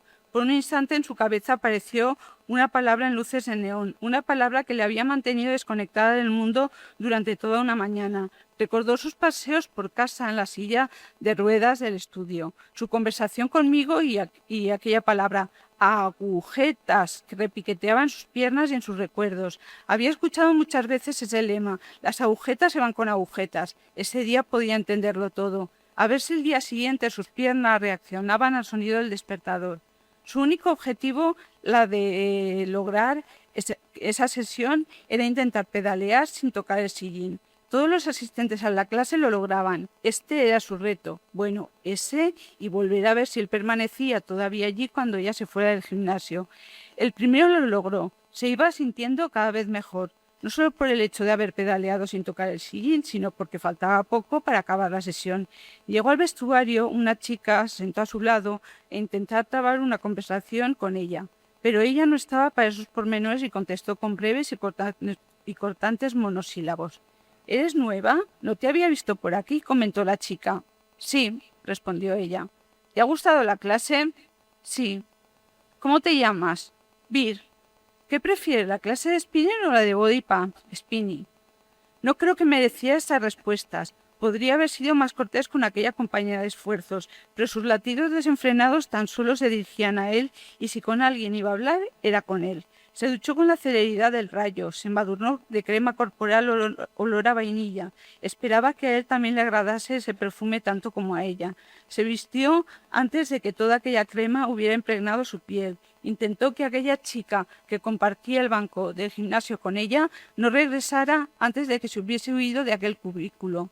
Caminó hacia la salida. Ahora debía tornar sus ojos a mano derecha. Siempre se equivoca. Para saber cuál es su mano derecha o izquierda, hace un movimiento con la mano como si escribiera y ya sabe cuál es su mano derecha y, en su defecto, la izquierda.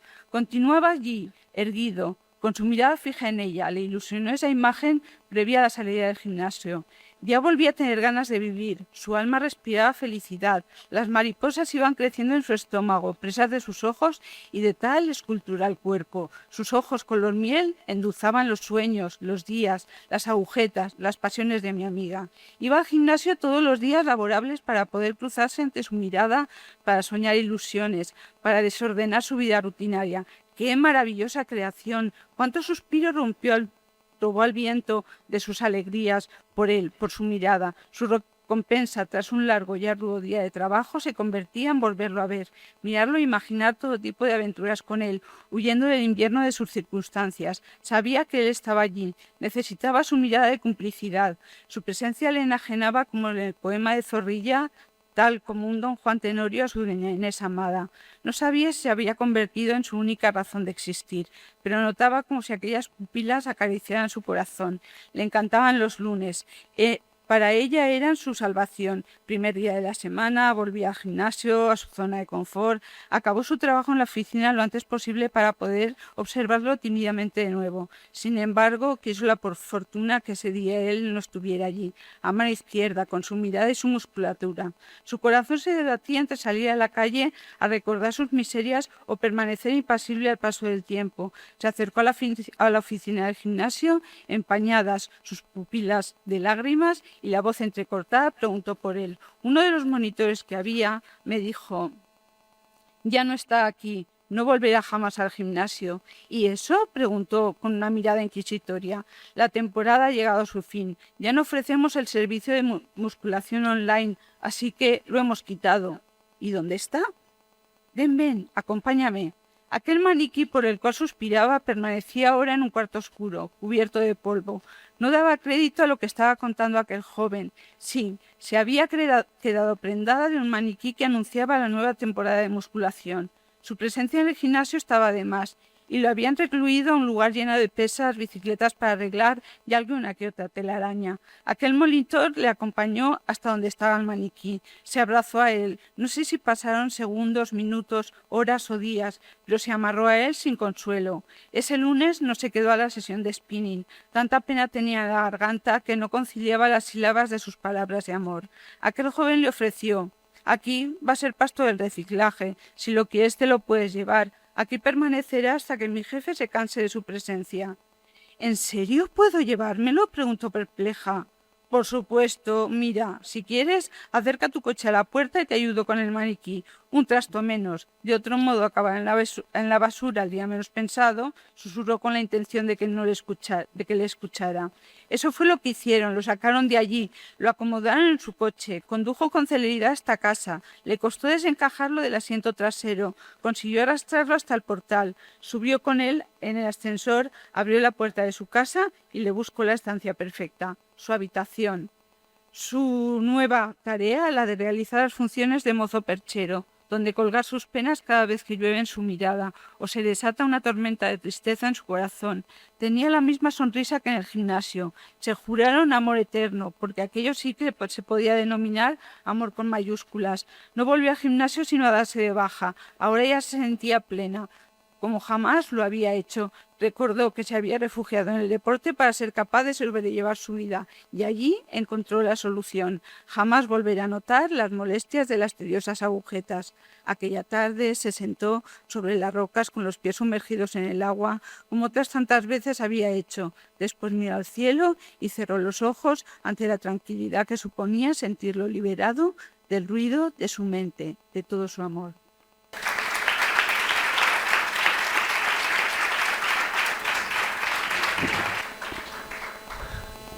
Y con la lectura de Vicent ya damos por finalizada la lectura de los cuentos y poesías ganadoras. Y para cerrar el acto, nos da unas palabras la nuestra alcaldesa. María Carmen. Bueno, pues concurso del certamen literario. Amigos y amigas, muy buenos días a todos y bienvenidos, por supuesto. Es una alegría estar junto a todos vosotros en este acto en el que hacemos entrega de los premios de una muestra que ya suma ni más ni menos de 48 ediciones y que nos sorprenden cada una de ellas con excelentes obras, vuestras obras. Cada una de las piezas que habéis presentado en este concurso ha demostrado ser un gran ejemplo del poder de la palabra y de la imaginación, de quienes os habéis animado a participar compartiendo vuestras historias y vuestra creatividad. También quiero hacer aquí un saludo a las 163 personas que han presentado, entre ellos todos vosotros, que han presentado vuestras obras en ese certamen. Con este acto no solo reconocemos a los ganadores, pretendemos premiar el esfuerzo y la implicación con la escritura, con un acto en unas fechas tan especiales en las que conmemoramos el arte de las letras. Quiero agradecer vuestra presencia y felicitaros una vez más, invitándoos a disfrutar de este momento y de todos los actos que desde la Concejalía, junto con la colaboración de diferentes entidades y desde el Ayuntamiento de Segorbe, se han preparado con tanto cariño a través de la Concejalía de Cultura. También aprovecho para agradecer a todas las personas que han hecho posible este certamen, a la concejala, a Marisa, al Departamento de Cultura y Biblioteca y al jurado, compuesto, tal y como ha leído antes Carlos, por profesorado del edificio Glorieta, Seminario Menor Diocesano, Colegio La Milagrosa, CEI Pintor Camarón y del IES Jérica Viver. Por último, quiero animaros a seguir constantes en vuestra pasión por la literatura, que el reconocimiento en este concurso sirva de aliciente para crear muchas historias que nos encantará disfrutar, escuchar y aplaudir. Desde aquí es muy bonito ver las caras, el orgullo, la satisfacción y la alegría que habéis demostrado en esas caras cuando vuestros hijos, sobrinos o vecinos han leído esas obras, ¿no? Muchas de ellas también, y alguna de ellas, nos ha llevado a la infancia y nos ha llevado a nuestra juventud. Y he visto muchas sonrisas, quiere decir que muchos hemos ido a la lechería de Segorbe a coger la leche. Así que muchísimas gracias, disfrutar del día de la celebración, que Marisa ha dicho que hay un montón de actos y sitios donde acudir y escritores firmando sus obras. Así que muchísimas gracias a todos por vuestra presencia, vuestra atención y a seguir colaborando en el certamen literario comarcal de Segorbe. Muchas gracias. Ahora, antes de irnos, los galardonados, los premiados con el diploma, nos ponemos todos aquí y nos hacemos una foto de familia.